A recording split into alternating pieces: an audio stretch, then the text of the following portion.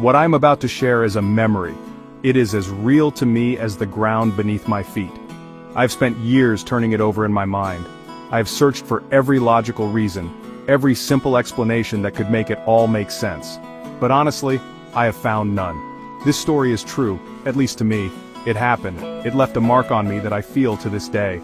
Sometimes life presents us with moments that defy our understanding. They sit outside the neat boxes we build for our reality. This is one of those moments. It's a quiet mystery that lives in the back of my mind, a question without an answer.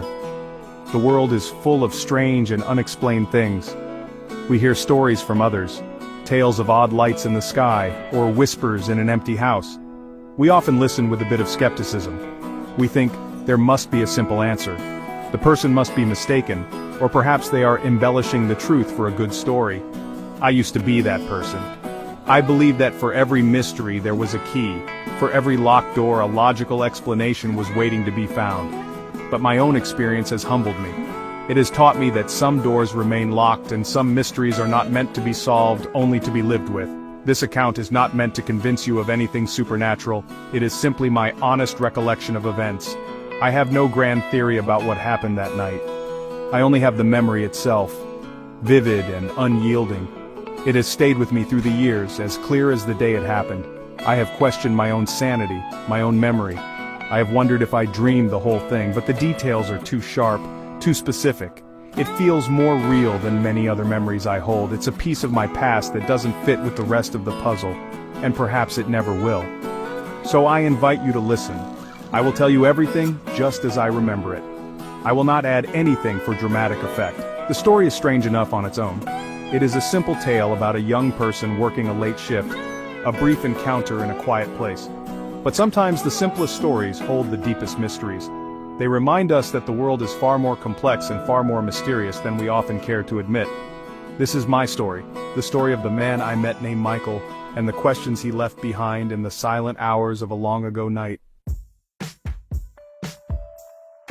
The setting for this story is a small town, the kind of place where everyone knows everyone else's business, or so you would think. Our town had one main street, a handful of shops, and a single fast food restaurant that served as a beacon for late-night travelers and local teenagers. It was the spring of 2020. The world was just beginning to grapple with the pandemic. There was a strange quiet that had settled over everything. The streets were emptier than usual. The nights felt longer, more isolated. A sense of uncertainty hung in the air, a feeling that we were all holding our breath, waiting for what would come next. I had just started working at that fast food place. It was my first real job. The work was simple, flipping burgers, salting fries, cleaning the grease traps. The building was old, a standard design from the 1990s that hadn't changed much. It had large plate glass windows that looked out onto the nearly deserted parking lot and the dark road beyond. During the day, it was a place of noise and routine, but at night, especially during that time, it transformed. It became a small, brightly lit island in a sea of darkness and silence. The hum of the freezers and the buzz of the fluorescent lights were the only sounds. The pandemic had changed the rhythm of the place. Our dining room was closed to the public. We served customers only through the drive-through window. This made the nights feel even more isolated. We were a small crew, working in our own little bubble while the world outside felt distant and strange. The quiet allowed you to think. It gave you too much time to notice the little things, the flicker of a light, the sound of the wind against the glass. It was a setting ripe for introspection, a place where the ordinary could easily begin to feel strange if you let your mind wander too far into the shadows. That particular night was no different from any other. The air was cool. The sky was clear and full of stars, the kind you only see when you are far away from the glow of a big city. The late-night rush, which was never much of a rush to begin with, had ended. We were in the final hours of the shift, the time for cleaning and closing. It was in this profound quiet, in this bubble of artificial light surrounded by the deep dark of a small-town night, that my story truly begins.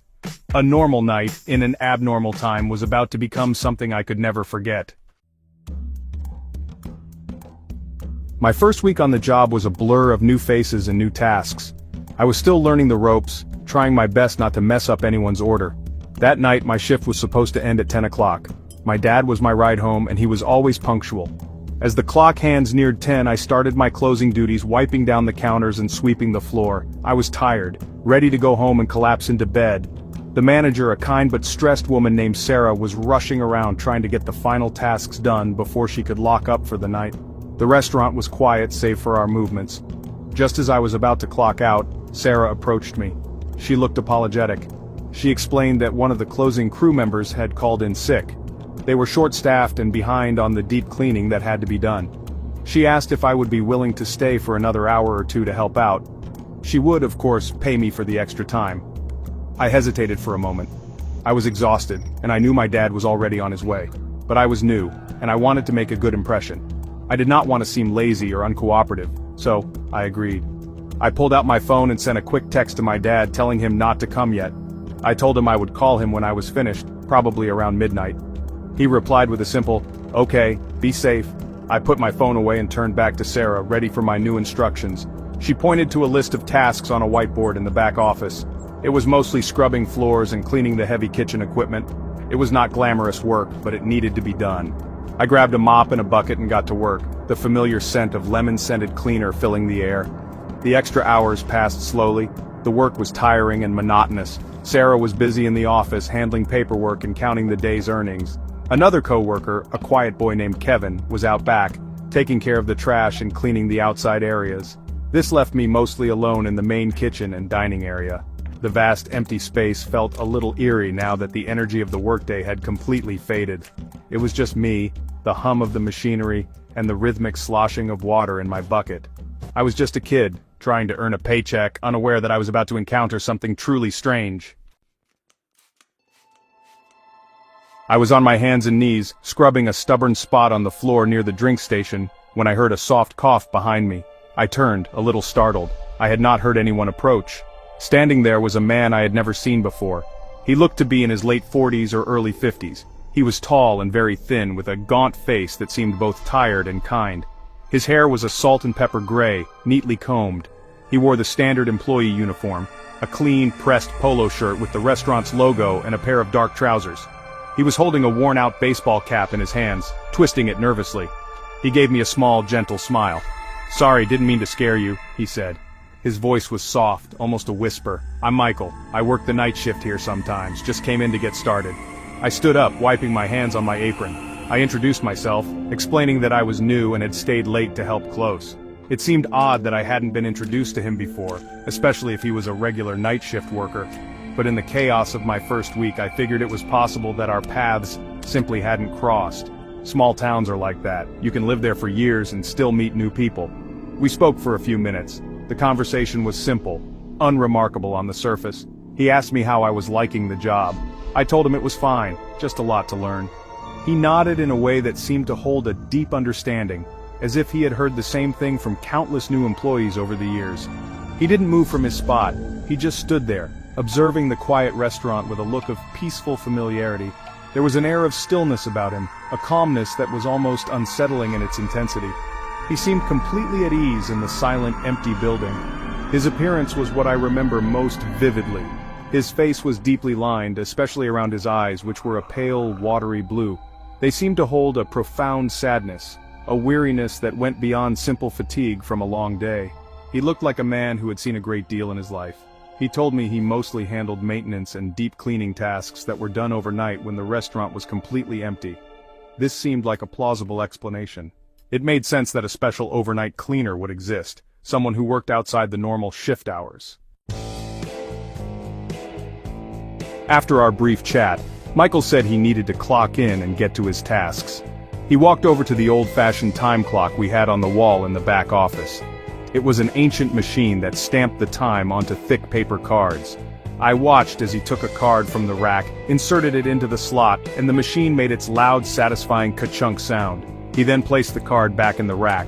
Everything he did was slow and deliberate, as if he were performing a ritual he had done 1,000 times before. He then turned back to me, his small, sad smile returning to his face. "Well, it was nice meeting you," he said, extending his hand. I reached out and took it. His handshake was the strangest part of the entire encounter. His hand was shockingly cold, not just cool but icy, like he had been holding it in a freezer. It was a dry, papery cold that seemed to drain the warmth from my own skin. The feeling was so jarring that I almost pulled my hand back, but I held on for a moment out of politeness. His grip was surprisingly firm for someone so thin. It was a handshake that sent an involuntary shiver down my spine, a detail that has never faded from my memory. As he let go of my hand, he looked me directly in the eyes. His pale blue eyes seemed to see right through me. "I'll be seeing you around," he said. His tone was not threatening, but it was not entirely friendly either. It was a simple statement of fact, delivered with a strange finality. Then he turned and walked silently toward the back storage area, disappearing into the shadows of the hallway. I stood there for a moment, the cold sensation still lingering in my palm. The encounter had left me feeling slightly off-kilter, a little unnerved for reasons I could not quite articulate. I tried to shake off the strange feeling. I told myself I was just tired. I had been working for hours and my mind was probably playing tricks on me. The man was just a coworker, perhaps a bit odd but harmless. I finished my cleaning, my mind replaying the short conversation and that cold handshake. When I was finally done, I called my dad. As I walked out into the cool night air, I looked back at the restaurant. I thought about Michael, alone in there, beginning his solitary shift. The brief meeting felt significant, but I had no idea just how significant it would become. The next day I couldn't shake the memory of Michael, the coldness of his hand, the sadness in his eyes. It all felt too real to ignore. When I went in for my shift that afternoon, I mentioned him to my co-workers. "I met Michael last night," I said casually to Kevin, the boy who had been working with me, the guy who does the overnight maintenance. Kevin just gave me a blank look. "Michael?" he asked. "I don't know any Michael. Sarah and I were the only ones here with you after 10. I felt a knot of confusion tighten in my stomach. Maybe Kevin just didn't know him. I decided to ask my manager Sarah. I found her in the office and described the man I had met. I told her about our conversation, his appearance, everything. She listened patiently, but her expression grew more and more puzzled. "I have no idea who you're talking about," she said, shaking her head. "We've never had an overnight maintenance worker named Michael. We've never had an overnight maintenance worker at all. The morning crew handles all the deep cleaning." Now, my confusion was turning into genuine unease. How could this be? I saw him, I spoke to him, I shook his hand. Over the next few days I became obsessed. I asked every single employee at the restaurant. I described Michael in detail to each of them. No one knew him. No one had ever heard of a coworker named Michael. My family thought I must have been dreaming. "You were exhausted," my dad said. "You probably just dozed off for a minute and had a very vivid dream." But I knew I hadn't been sleeping. I was wide awake, scrubbing a floor. The memory was too clear, too linear to be a dream. It felt like a solid part of my reality, yet everyone around me was telling me it never happened. The feeling was incredibly isolating. It was as if I was the only person who remembered a specific event, while the rest of the world had a different version of history. I started to question my own mind. Was I going crazy? Was this some kind of strange hallucination brought on by stress and fatigue? But the more I thought about it, the more certain I became. Michael was real. I knew he was. My search for a simple confirmation had turned into a desperate attempt to validate my own sanity. I felt like I was searching for a ghost that only I had seen. My last hope for a logical explanation was the security footage. If I could just show everyone the video of me talking to Michael, it would prove I wasn't crazy. I asked Sarah if we could review the tapes from that night. She agreed, likely just to humor me and put the matter to rest. We sat in her small office and pulled up the footage. We watched the time-stamped recording of me cleaning the dining area. We saw me get up from the floor. We saw me stand there talking and gesturing to an empty space. There was no one there. On the camera, I was having a conversation with thin air. My heart sank. Then I remembered the time clock. "He clocked in," I said, my voice filled with a desperate hope. "Check the time cards." We went to the rack by the old machine. We sifted through the cards from that night, and there it was. Tucked between the cards for Sarah and Kevin was a card with the name Michael, neatly printed at the top. It had one single solitary punch on it, stamped at 11:47 p.m., the exact time I had met him. Sarah stared at it, her face pale. She had no explanation. She said the card hadn't been there the day before. It was physical proof, yet it made no sense. The card disappeared a few days later as mysteriously as it had appeared. Years have passed since that night. I no longer work at that fast food restaurant, but the memory of Michael has never left me. I am left with a story that has no ending, a puzzle with a missing piece. Was he a ghost? A traveler from another time? A glitch in my own perception of reality? I have no answers. The encounter has changed me. It has made me more open to the idea that there are things in this world that we will never fully understand. It taught me that our own reality is perhaps more fragile and more mysterious than we think. I eventually decided to share my story online, on a Reddit forum dedicated to unexplained mysteries. I laid out all the facts, just as I have told them to you. I wanted to see if anyone else had experienced something similar. I wanted to know if I was alone. The responses were varied. Some offered theories, some shared their own strange tales, and some were skeptical. But in sharing the story, I found a small sense of peace. The memory is still mine, but it no longer feels like a secret I have to carry alone.